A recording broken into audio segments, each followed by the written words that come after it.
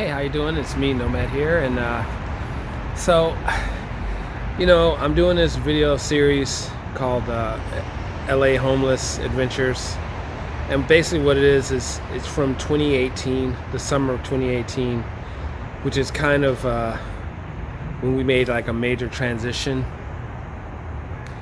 And unfortunately, when I was in that transition and making that video, I kind of left out, I don't know if I lost the video or what, but I feel like watching it, I left out some major details. So it's not that time, but I'm adding this video as an addendum to that to clarify some things. So first, that video was shot in 2018, and the reason I'm making this addendum is because I really want to talk about it, because this was a pivotal moment for us. And I just want to, like, it's not clear in the video, so I want to get that out. So that's what I want to talk about. Like, why was this such a pivotal moment? It was like we went from just precariousness, precariousness, is that a word? Of living in LA without any stable housing for several years, bouncing around from place to place. My mother-in-law's, my cousins, Airbnbs, hotels, extended stay situations, fighting to try to claw into something, right? Paying all that mega expensive short-term rent. Sometime at one point, I'll have to tell you the story about the Hollywood Hell House, but at one point we were paying $4,000 a month, but it was me, my mother-in-law, and my cousin, and my family, so it was like 9 of us. Anyway, this idea that we're gonna pay so much and then save enough for an apartment, oh my gosh, run a business simultaneously, it was craziness. It was absolute craziness, and it was my worst fear of coming to LA. I came from Seattle, and I wasn't doing too good there. I came from Seattle to San Diego thinking that rents are cheaper in San Diego, so we can get our foot in the door. No, because there's no economy in San Diego. I'm going to do a series of videos called something like what it's like to RV in LA, or to live in, what's it like to live in your RV in wherever place. I can definitely do it for LA. I don't know about, I have my opinions on some places. I'm going to be taking a trip this summer around Southern California, so I'm really going to try to give a report on each place, what it's like. But anyway, let's see. So we ended up in LA, and then we were just struggling, and we just couldn't get our foot in the door. And as far as stable housing of any type. And luckily, at one point, I was able to get my mother-in-law an affordable unit in this luxury apartment building. Unfortunately, my wife did not apply for us, so we did not get in it, which we still argue about to this day. She didn't even submit our application. It's like, my motto is, it's our job to ask, it's their job to say no. But anyway, so that's why in some of the videos you hear me say I'm staying with my mother-in-law. But unfortunately, she has mental illness, and she's very religious, and so she was extremely worried about the rules. She doesn't understand the idea of implicit permission. So we were staying with her for a while, and I felt like the management was sure, but she's by the book, in the paper, the rules say. So we could never really stay there and get anywhere. So it's interesting. So then we ended up in San Pedro with a woman, I think, where we lived there for almost a year in a room, paying $1,300 a month. It was a big room. It had a big closet that was almost like another room. So it was, we had full access to the whole house. And I started thinking that could work, but it's really interesting what happened. So anyway,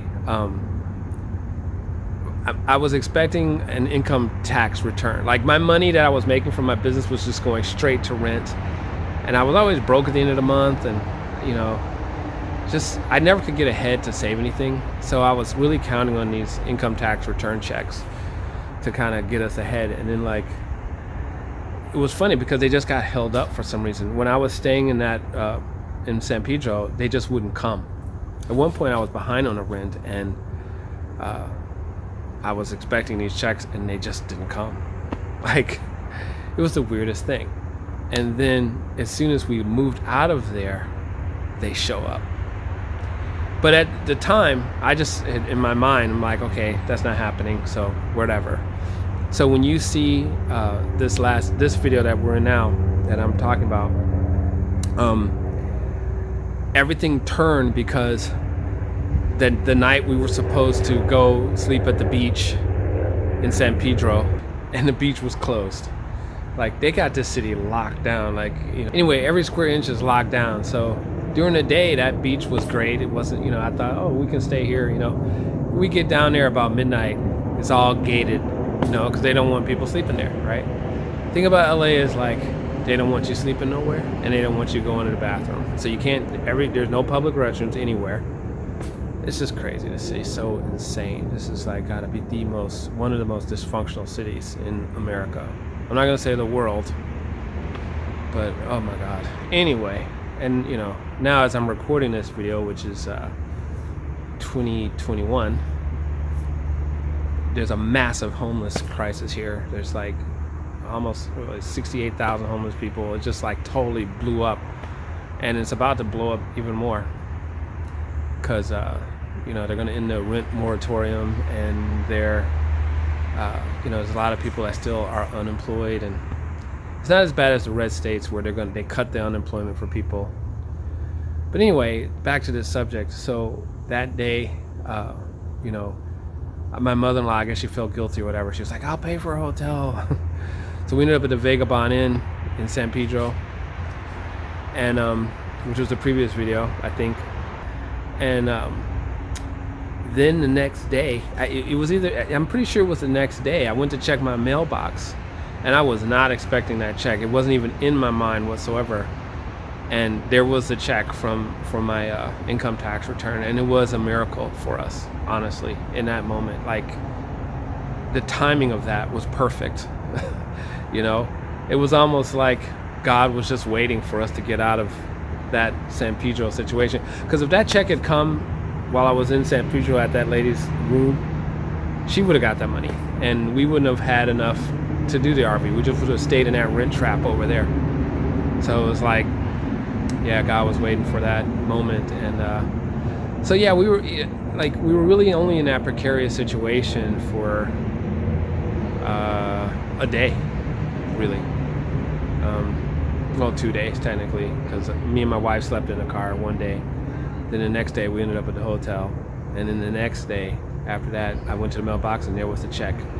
So what happened, and you know, I'll continue this in the other videos, is my kids had like 2 weeks left of school, and so I wanted them to finish in a comfortable situation, you know. And me and my wife talked about it, and so we said, okay, let's just do an Airbnb for 2 weeks before we go do this, you know, vehicle living thing. And they were not down with the car thing at all, of course. They were not down with anything, right, other than the status quo. God dang, there's like 3 helicopters have come since I started this video. Like 3. Unbelievable. The city's so noisy. So, God. Anyway, they weren't down with anything, you know. And so, but I was determined to do it because I had tried that other way for like 3 years, and we just weren't getting anywhere. We're just going in circles. So I'm like, no, we're doing this. I don't, you know, y'all just gonna have to deal with it. And so, but I did compromise and say, sure, you know, for 2 weeks while they finish school, we'll do the Airbnb, because we had some more money now. It was about, how much money was that? It was about $10,000, because it was basically 3 years of income. My income tax had gotten frozen or locked up because of something. And then all of a sudden I was able to get 3 years worth of income tax returns at once, which came out to about $10,000. So that was great. But my wife was like not on board, not working with me. And so if she had had her way, we would have stayed in this luxury. So we got this Airbnb in this luxury place called the Valencia. It's, you know, it was very tempting, which I talk about. But the point I wanted to make here was that when we got to the mailbox and that check was there, everything turned. Hopefully, I'm not going to spoil everything. You'll see what happens. But we had enough to get an RV, right? It was just a matter of shopping. And we had enough to kind of like stay at an Airbnb or hotel while we looked, which I didn't really like, but it was enough money where we could do it for a little bit. But if my wife had her way, we would have spent all that money on on that Airbnb. And I was like, no. So I just rushed out to try to get whatever I could, But I feel like, yeah, you just need to know that. Like, that's where everything turned. And I feel, okay, here comes a fourth helicopter. God dang. Wow, it's a noisy city. I gotta get the heck out of here. Anyway, everything turned for us. I feel like in that moment, everything went from disempowerment to empowerment. Now, of course, having that money, I could have still made bad decisions. I could have gone back to the whole Matrix way, but I didn't want to, and I didn't. And I just need to talk about this because this is where everything turned for us and got better, in my opinion. Even to this day, my wife hates the RV life, and and she doesn't feel that way. But our net worth has increased. We have some assets. I mean, I feel empowered. I feel strong. I feel like I just feel good. I feel closer to who I am as a person. I feel like I have the time to invest in what I'm interested in my dreams, and I can travel, I can have more fun, I have more free time, I'm more relaxed. I mean, God, I could just go on and on and on. I just wish I had made this decision when we left Seattle. And on that note, real quick, so when we left Seattle, we were staying in like it was a extended stay hotel. I forgot what it was called. It had like a room, a living room, and a kitchenette. In Seattle, everything's bigger, so it was like a tiny one-bedroom apartment in a way. And I was paying $3,000 a month there in hotel fees. I stayed there so long, I racked up like 20 free days, and we used that to get to San Diego. And but basically, the thing is that I remember like I would go out and like every day, like I pray and meditate first thing, right? That's what I do every day. Well, I try, but back then I would definitely, if I'm in a crisis, I'm definitely doing that. And like one day I was sitting in my car and I see this RV in front of the hotel, like across the street, and then I saw this couple come out with a dog, right? And so that's when I thought, wow, that's a great idea. I mean, here I am paying like freaking $3,000 a month at this hotel, and the owners are just happy as all get out for us doing that, And I was paying like $80 a day or something. And then here are these people there, and I saw that, and I thought, and that's when I was planning to go to San Diego, and I thought, that's a great idea. I should do that, God, like if I could go back in time and talk to myself and say, do it now. Because my business was doing good, I had some money, like I could have, right? But no, I said, oh, it's no big deal. When I get there, if there's a problem, I'll just do it then. Big mistake. Big mistake. Because we ran into trouble in San Diego. And by the way, San Diego is no place to mess with. Like, do not go to San Diego. Like, if you think, well, LA is a very rough place. Like, it's very heartless and cold, and like, people die on the street here. San Diego is 10 times worse. They are completely heartless. I've never been to a place where people were so cold. Like, I mean, it was unbelievable. Yeah. Anyway, I mean, it's great for tourism. It's great to visit for vacation or something. And the whole thing is a resort anyway. But, you go there, you better have your ducks in a row 5 times over. It's very expensive. Anyway, I'll do a thing on San Diego later. Point is, it's just that, everything fell apart in San Diego. And I should have done the hotel thing. I mean, the RV thing then. And, God, you know how many times, like, I would get, like, a big sum of money from a client, like 3,000 bucks, and then I would just like dish it out on hotels. And by the end of the month, I was right back where I started, and I could have like used that money to buy something. I just, God, like, can I hit myself? Boy. Oh, if someone invent a time machine so I could go back in time. It's okay. We're here now.